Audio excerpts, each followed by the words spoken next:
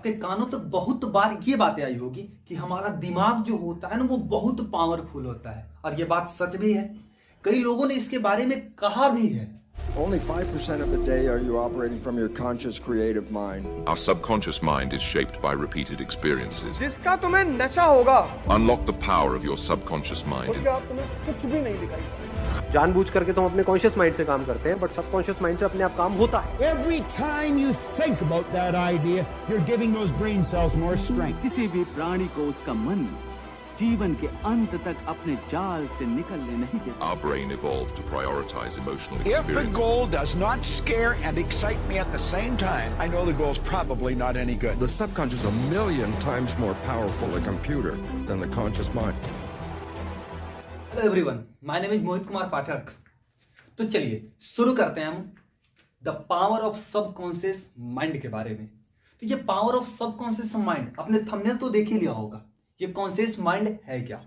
ठीक है, आप कॉन्शियस माइंड का यूज करके आप कैसे कर सकते हो असंभव से असंभव काम, कैसे अपने गोल को अचीव कर सकते हो, ये सब कॉन्शियस माइंड को एक्टिव करके। अब है क्या, ये बातें क्या है, उस चीज को समझना है हमें। ठीक है, लॉजिक क्या है इसमें, कहां पे बातें हैं। तो आज की इस वीडियो में हम लोग देखने वाले हैं इसी के बारे में। हम आपको बताने वाले हैं इसी चीज के बारे में, सबकॉन्शियस माइंड का इस्तेमाल आप कैसे कर सकते हो, कैसे उसमें आप किसी भी इंफॉर्मेशन को एक्टिव कर सकते हो। ठीक है, तो देखो सबकॉन्शियस माइंड यानी एक तरह से आपकी हैबिट। बताते हैं कैसे। देखो, जो चीज की आपको आदत हो जाए वो ऑटोमेटिक हो जाती है।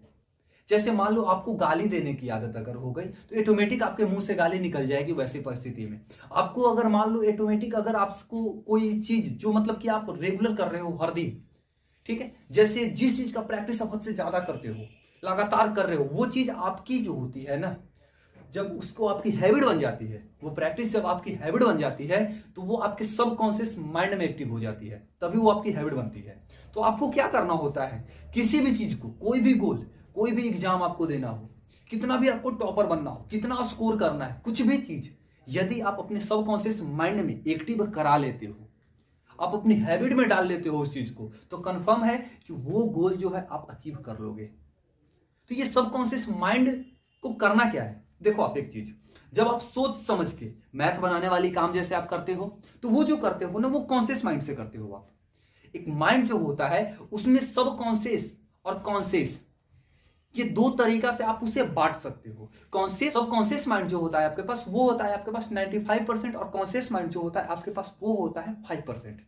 ठीक है, तो जितना भी हम सोच समझ के जो काम करते हैं, जिसमें बुद्धि इस्तेमाल करते हैं, सोचते हैं उसके बारे में, तो उसके लिए हम लोग जो यूज करते हैं वो होता है कॉन्शियस माइंड।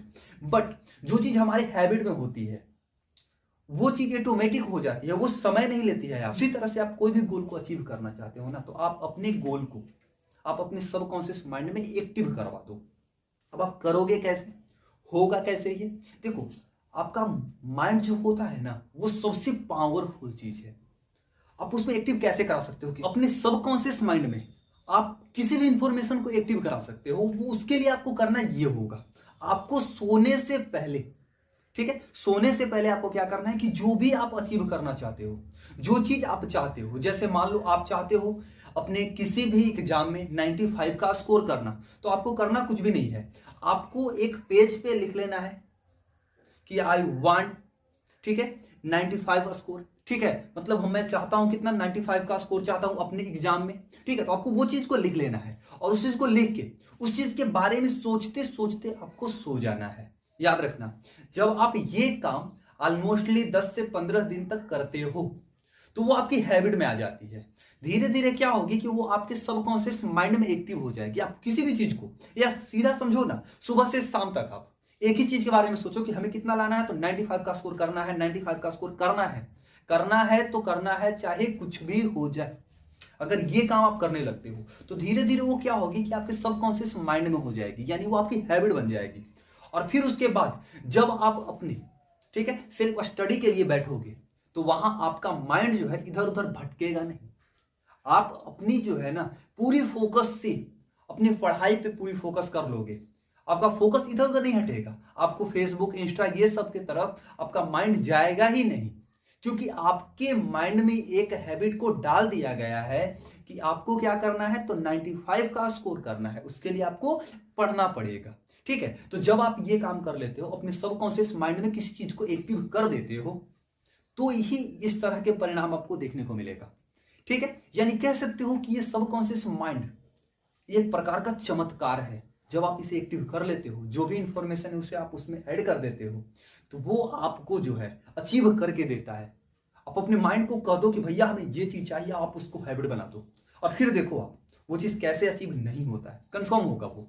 ठीक है, तो ये सबकॉन्शियस माइंड सबसे पावरफुल चीज है, आप कह सकते हो। जैसे देखो, सबकॉन्शियस माइंड के कंट्रोल में बहुत सारी चीजें होती है, यानी सारी चीजें होती है। कॉन्शियस माइंड क्या करता है आपको, ये मैथ बनाने के लिए काम में आता है आपको, या फिर जो सोच समझ के जो बातें होती है वो सब काम में आती है। लेकिन मेन पॉइंट्स, जैसे जब आप सोते रहते हो तो क्या कॉन्शियस माइंड उस समय काम करती है? आप सो के मैथ बना सकते हो? नहीं बना सकते हो।